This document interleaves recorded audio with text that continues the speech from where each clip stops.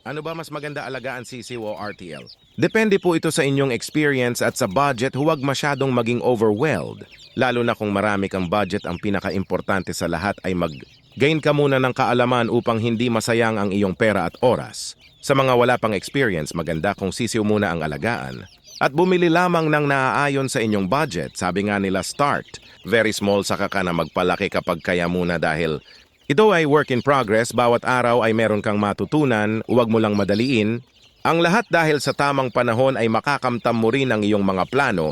At higit sa lahat, ibigay mo ang iyong puso sa iyong ginagawa, meron man positibo o negatibo na iyong napagdaanan sa pagmamanok. Ang RTL naman ay maganda rin dahil mabilis mo mapakinabangan ang iyong mga alagang manok at makapag-produce ka na kaagad ng sisiw. Pero medyo mahal din ang RTL at once na mag-fail ka ay malaki rin ang iyong lugi. Ikaw, ano ang mas maganda alagaan, sisiw o RTL?